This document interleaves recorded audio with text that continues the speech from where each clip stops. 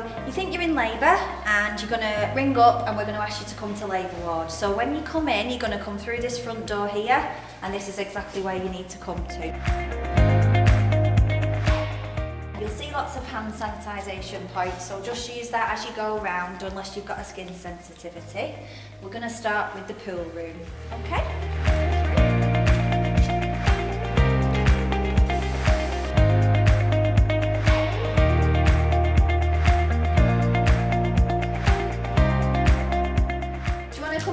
Right to the bottom of the pool. So come and stand right round the sides and come and see, this is our pool room.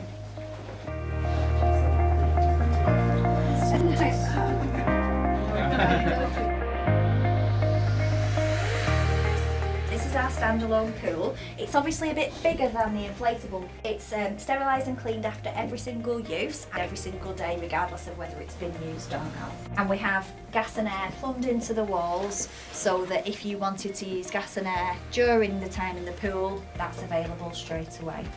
The water's set at a set temperature, so I'm just going to put that on so you can feel how warm it gets. We would always recommend things like mobility, keeping active, upright, eating and drinking, keeping as healthy and normal as you can, but if it's not one of your choices, then that's absolutely fine.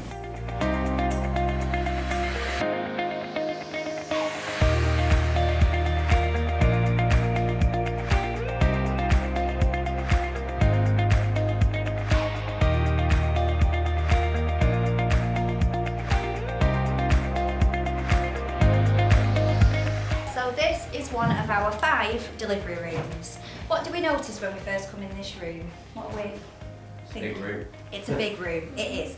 They're really, really big, decent sized rooms. Anything else we're noticing? There's a lot of plugs. There is a lot of plugs. There's a lot of equipment. Yeah, there is.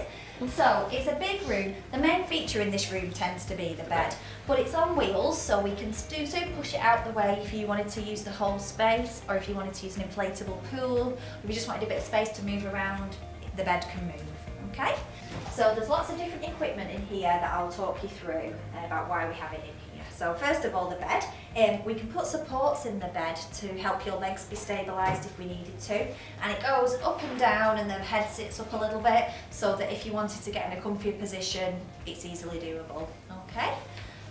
Moving on, when I talked about the monitoring for the baby, the little transducers that we use, this is one of our monitors that we use. So your baby's heart rate will be up here on a little screen, and it will print out a little graph that will monitor your baby's heart rate on. Okay, so that's one of the monitors. This is called a resuscitaire, but in easier terms, it's basically a light, a heat, and somewhere clean for your baby. So as you can imagine, when you give birth, sometimes there's some blood loss and a bit of waters. So we want somewhere dry, warm, clean, with a really good light that we could have ready for the baby if we need it. Most of the time the baby comes right up on skin to skin, or is cuddled by dad, or is skin to skin with dad. It does have oxygen on it, so if the baby was struggling a little bit at birth, or there was any complications for any reason, we do have availability of oxygen on here to help baby. But most of the rooms have CD players or radio players, so if you wanted some music on in the background while you're having your baby, or just a bit of a distraction, we'll hopefully get the CD players or just the radio. Like I say, we've got one pillow, so make sure you bring your extra pillows for your comfort. So when it's 4 o'clock in the morning and Dad needs a little nap, this is where he'll go. But this area is where you can just sit and put your bags, things like that. And it just means you're not sort of bags all over the room, or there's somewhere for Dad to sit. But most of the time he will be hand holding or rubbing your back. He won't be sat snoring in the corner. What are the rules for how many people you can have in here? Have with you. We advise that 2 people at any time can be with you, so 2 birth partners. Most people would say like husband, baby's dad, friend, mum, sister, support person. Once the baby's born, we don't mind visiting, but you just need to let us know who's coming and when, otherwise it can get really busy. So don't worry too much if you feel that a lot of people are in your room. Everyone has their own little role, and you will be explained who's there and why they're there. Okay. So it can be quite quickly that things change, so we could press a buzzer and lots of people come in, but everybody's got their own little role as to why they're in. How long does it normally take him to get home, kind of thing? What, from here? After the birth. After the birth. So you can go home straight from labour ward. Yeah. And if you wanted to do that, you just need to let the midwife know that's your plan. And as long as everything's normal, you can usually go home within 6 hours of giving birth. Okay? If you're staying in hospital for any reason, we'd take you up to the ward, and then it's sort of 24 hours to a couple of days you'd stay.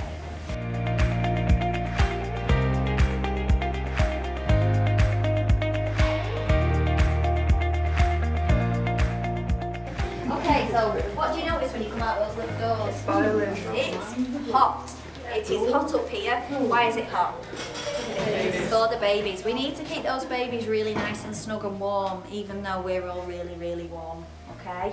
So they don't adapt straight away to being in a cooler environment, so that's why it gets warmer the more you go around. So just in case, for any reason, if your baby goes to the neonatal unit, we hope it won't, but if it did for any reason, it's just the other side of those double doors there. So you're really close to your baby when you're on the ward. You're literally just a corridor away. So the single rooms are sort of either side of the corridor.